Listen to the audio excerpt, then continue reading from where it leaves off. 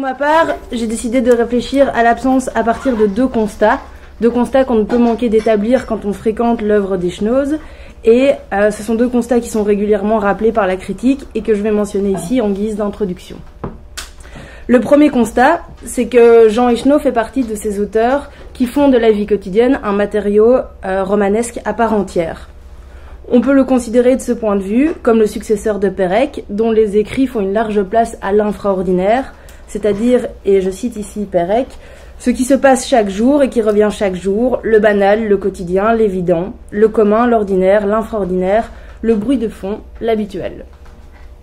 De la même manière, Echno introduit dans ses romans une série d'éléments qui attestent de l'attention que l'écrivain porte aux petits riens de l'existence. Les objets, la routine monotone et angoissante des interminables dimanches, les emplois du temps jamais très remplis des personnages, dénotent une volonté de mettre en récit les détails et les aléas de la vie quotidienne. Le second constat, c'est que Jean Echnoz est un cartographe et que rares sont les régions du globe qui n'apparaissent pas sous sa plume. L'Europe, l'Asie, l'Amérique latine, l'Australie, le pôle Nord et même la Voie lactée accueillent les intrigues du romancier. Et son œuvre est marquée par un foisonnement de mouvements dans l'espace, c'est-à-dire que d'un récit à l'autre, de Paris à Bombay, à pied ou par avion, les personnages parcourent les routes, déambulent dans les villes et voyagent à travers le monde. Bien évidemment, le fait de relever ces deux aspects ne revient pas à faire preuve de beaucoup de nouveautés. Cependant, il me semble intéressant de les pointer dans la mesure où Jean Echnoz les entrelace constamment et fait de leur connexion un trait caractéristique de son écriture.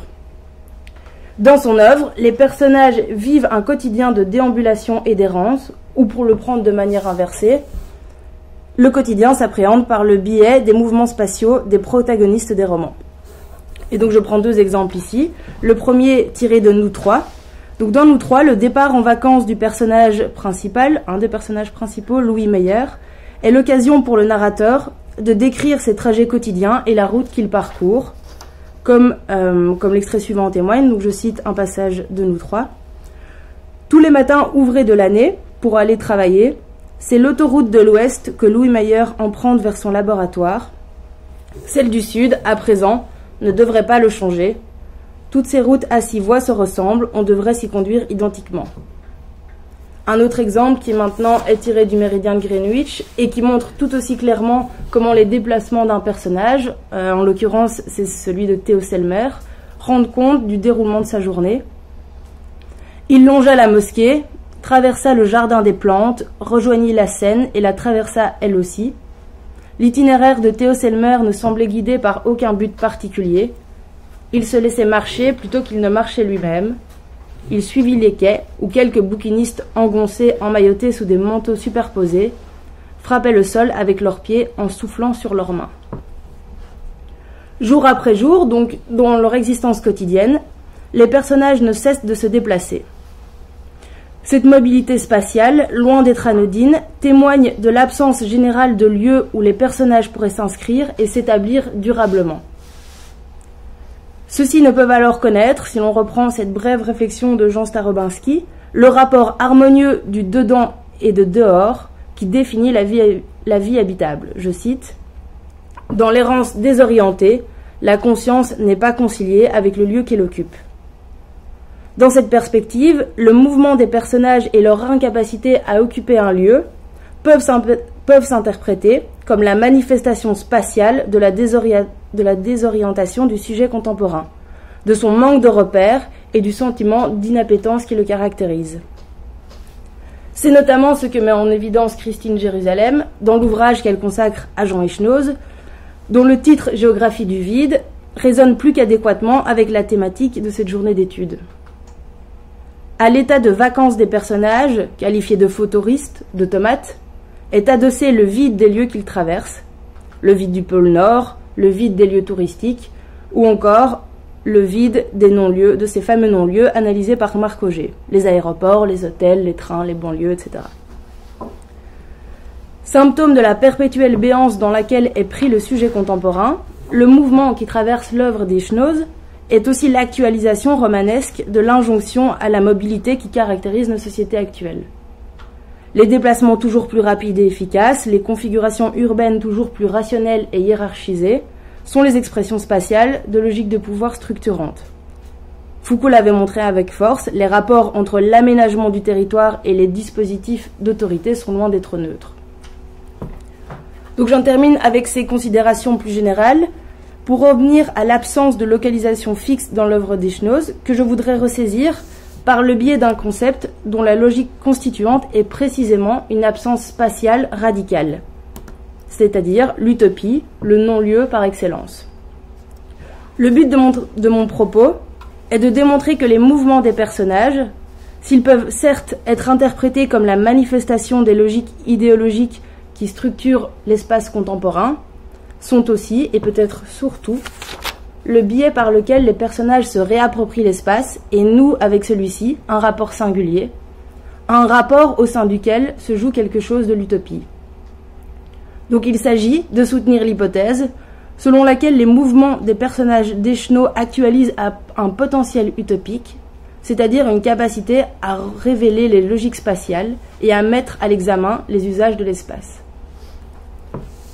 Alors, si j'en passe par l'utopie, c'est parce qu'il me semble que deux de ces traits structurants, que je vais développer juste après, permettent non seulement de penser à nouveau frais l'absence, mais permettent aussi de montrer que, contrairement aux apparences, l'utopie n'est pas absente des écrits de Jean Echnoz.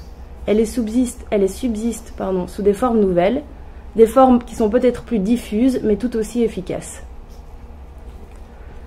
Alors, je repars de l'utopie en tant que telle. L'étymologie du mot en témoigne, l'utopie est sans lieu, c'est-à-dire qu'elle est cet espace contradictoire qui ne possède ni lieu fixe, ni localisation définie. Loin d'être anodine, cette absence radicale d'inscription spatiale est véritablement le principe structurant de l'utopie, sa logique constituante. Cette dimension de non-lieu n'est pas simplement ce qui renverrait l'utopie dans les sphères de l'imagination, c'est ce qui littéralement la constitue, ce qui la fonde et ce qui la travaille incessamment, ce qui fait constamment bouger ses lignes, tant celles qui forment son contour extérieur que celles qui dessinent ses configurations urbaines. Par ailleurs, c'est également parce qu'elle est un espace sans lieu défini que l'utopie possède une force critique. Les fictions utopiques naissent toujours à partir d'un contexte politico-historique précis, mais par leur instabilité spatiale, elles mettent ce dernier à distance tout en se préservant elles-mêmes d'une réalisation effective, une réalisation qui les dénaturerait et les destituerait de leur puissance. C'est par le constant décentrement spatial qu'elles opèrent que les utopies font ressortir avec d'autant plus de contraste les caractéristiques d'une société donnée, en interrogeant les fondements, les fonctionnements et les implicites. Or, c'est précisément la combinaison entre cette absence radicale de localisation spatiale et l'effet critique qu'elle provoque qui manifeste une fonction utopique, un potentiel dont les corps sont porteurs. Ce sont les personnages qui prennent en charge, par leur déplacement, cette absence radicale utopique et qui rendent possible un questionnement critique, une remise en question des principes de l'espace dans lequel il évolue. Voilà, en 2 phrases, la thèse que je voudrais maintenant mettre à l'épreuve au sein de 2 romans, à savoir L'équipée malaise et Cherokee. Et je voudrais montrer que dans ces 2 récits, le mouvement des personnages permet de révéler et de poser un questionnement critique sur les logiques spatiales dominantes. Alors, je commence par L'équipée malaise. Donc, dans ce roman, une première constatation s'impose. Il est marqué par une logique binaire, une logique qui, comme le dira un des personnages, un devin mystérieux dénommé Bouc Bel-Air, c'est tout à fait clair, tout ira par 2, toujours plus ou moins par 2. C'est une prédiction qui a une véritable valeur programmatique. Le roman est divisé en 2 parties, il présente des personnages qui fonctionnent par paires, et il dessine surtout une dualité entre 2 pôles géographiques, à savoir la Malaisie et la France. Cette dualité géographique est ébranlée dans son principe par un élément particulier, qui va inoculer une forme de mouvement déstabilisant au sein du texte. Il s'agit du capitaine Illinois et des traversées qu'il effectue entre la France et la Malaisie sur son bateau. Alors bien qu'ils n'apparaissent pas dans tout le récit, le capitaine et son bateau occupent une place centrale dans l'œuvre, car ils introduisent un lien dynamique entre la Malaisie et la France, et ils tracent une ligne que vont emprunter à plusieurs reprises les personnages du récit. Or, plus que de simplement lier les pôles entre lesquels ils oscillent, ces mouvements vont les mettre en tension en interrogeant la dualité. Ainsi, par exemple, les espaces français et malais sont l'objet de descriptions dont la logique semble contradictoire. Tandis que les lieux malais se révèlent familiers et peu dépaysants, l'environnement français se révèle au contraire insolite, presque étranger. Cette familiarité se traduit à la fois par un traitement quasi monochrome du paysage et par la présence d'éléments qui, s'ils semblent a priori anodins, démontrent avec force une proximité avec la France. Par exemple, lorsque le couple Jouvin arrive près de la plantation, le texte nous dit, je cite ici, que des lapins jaillirent à travers la route et Luce en fut bien surprise. Elle eût préféré voir d'autres bêtes moins familières, elle se sentait un peu désappointée, quoiqu'en même temps, ces lapins furent rassurants.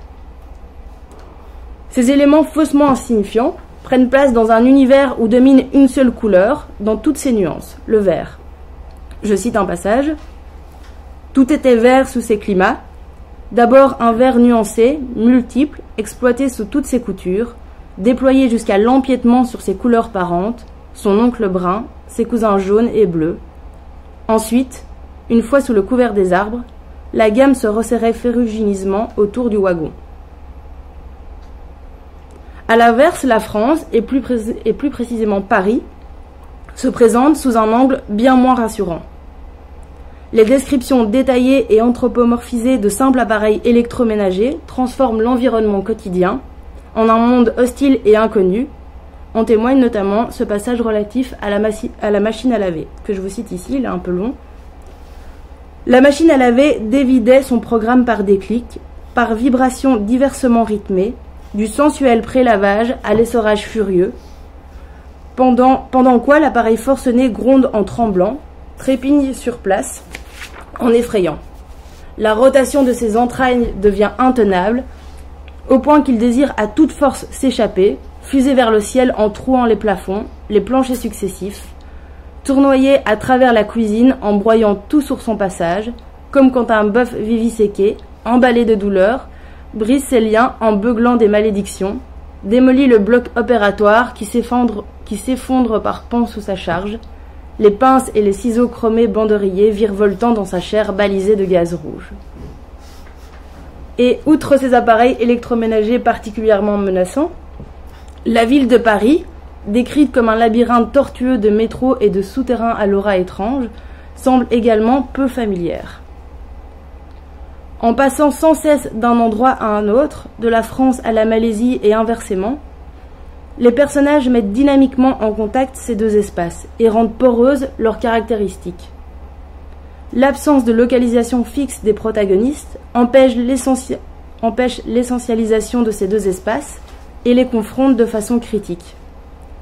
En effet, en déstabilisant la Malaisie et la France et en jouant sur le rapport d'opposition et de proximité, le roman établit une remise en question de l'exotisme et des rapports entre l'Occident et l'ailleurs, une remise en question de l'altérité et des relations de domination qui se jouent entre soi et l'autre, entre ici et là-bas.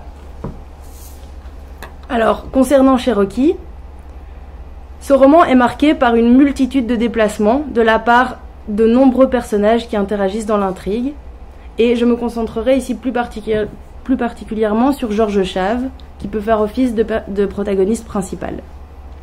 Alors, au début du roman, ce protagoniste est décrit comme un individu qui est constamment en mouvement, dont l'existence est meublée d'une activité de bar, de cinéma, de voyage en banlieue, de visites données, reçues, rendues, de romans, de sommets imprévus et d'aventures provisoires. Georges Chave déambule dans Paris sans but ni envie particulière, ses pas le conduisant aléatoirement d'un endroit à un autre. À l'instar de beaucoup d'autres personnages d'Echnoz, Georges Chave semble être à la dérive, pris malgré lui dans un absurde mouvement. Pourtant, l'errance du protagoniste se révèle ambivalente, dotée d'une dimension positive que l'on saisit au regard de la profession dans laquelle s'engage le personnage. En effet, assez rapidement, celui-ci semble mettre un terme à son existence désœuvrée et débute en tant que détective amateur. Auparavant plutôt instinctif et désordonné, les mouvements de Georges Chave paraissent désormais s'effectuer en fonction d'objectifs précis. Recherche d'informations, filature et course-poursuite font désormais partie de son quotidien. Cependant, malgré ce travail récemment décroché, le personnage continue pour une part à errer le long des grands boulevards parisiens et à sillonner la ville sans destination précise. Or, c'est justement grâce à ces moments d'errance, grâce à ce goût pour la déambulation, que le personnage résout très rapidement les enquêtes du bureau de détective dans lequel il travaille. Ainsi, parce qu'il a rencontré au cours d'une virée nocturne le ravisseur d'une femme disparue, Georges parvient à retrouver celle-ci en un temps record. Il réussit également à mettre la main sur un perroquet introuvable en flânant dans la ménagerie d'un cirque. L'errance permet ici au personnage de se réapproprier une certaine forme de liberté quant à sa manière d'agir et de se mouvoir dans l'espace. Le personnage noue avec celui-ci un rapport singulier, un rapport qui auréole de positivité son errance. C'est parce que Georges Chave ne reste jamais très longtemps immobile, parce qu'il est en mouvement et qu'il se déplace sans but, que le personnage parvient à ses fins. Or, précisément, les mouvements de Georges Chave, parce qu'ils sont sans but et se déploient en tous sens sans suivre de direction prédéfinie, ces mouvements détournent et déstabilisent l'injonction à se déplacer le plus efficacement et le plus rapidement possible. Les logiques spatiales de quadrillage sont mises à mal par les mouvements de cet homme, qui ne s'inscrit jamais définitivement dans un lieu, qui déambule à sa guise, et qui par là introduit un désordre inattendu dans l'organisation géométrique et rationnelle de la ville. Donc d'un roman à l'autre, on le voit, les protagonistes ne cessent de bouger, de la Malaisie à la France ou encore à l'intérieur même de la ville de Paris. Leur absence de localisation fixe est l'entremise au travers de laquelle les personnages révèlent et interrogent les logiques spatiales dominantes, telles que par exemple la rationalisation forcenée des lieux urbains ou l'exotisme des lieux étrangers. En d'autres termes, les corps actualisent, par leur déplacement, le non-lieu originel de l'utopie et sa force critique. Ils font émerger les logiques de pouvoir sous-jacentes aux constructions spatiales, ce qui permet in fine de lire et de questionner l'espace contemporain, les implicites qui le structurent et les usages que nous en faisons. L'absence spatiale utopique ne fonde plus ici la construction d'une société idéale, mais elle est à même d'être activée par les déplacements des sujets. Voilà en quoi ceux-ci se révèlent dotés d'un potentiel utopique. Ce potentiel utopique, outre la réflexion sur l'espace qu'il met en place, me paraît souligner deux aspects de l'écriture de Jean Echenoz sur lesquels je terminerai cette intervention. D'abord, le fait que l'absence spatiale est véritablement productive. Elle engendre une puissance réflexive qui oblige à repenser nos manières d'habiter et de se déplacer.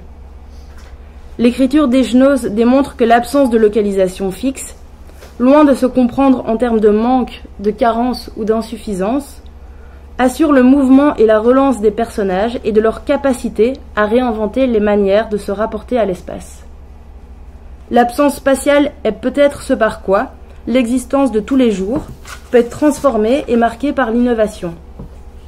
Car comme le dit Pierre Macheret, le monde de la vie quotidienne s'offre à la fois comme un ordre centré, c'est-à-dire normal, où l'attendu domine, et comme un système à la marge où il y a toujours place pour de l'inattendu. Et cet inattendu, c'est aussi et ensuite cette nouvelle forme que prend l'utopie au sein de l'écriture de Jean Echenoz. L'utopie n'est plus une cité idéale, elle s'actualise sous la forme d'un potentiel pris en charge par les mouvements des personnages. Leurs déambulations sont tout à la fois la concrétisation spatiale de leur quotidien et ce par quoi s'amorce le potentiel utopique. On peut saisir par là comment quotidien et utopie s'entremêlent et constituent les deux faces d'une même réalité, les deux faces inséparables. L'absence spatiale qui traverse les romans d'Echenoz se révèle donc positive et performative, force motrice de nouvelles formes utopiques que la littérature contemporaine nous aide à saisir et à mettre en pratique. Je vous remercie.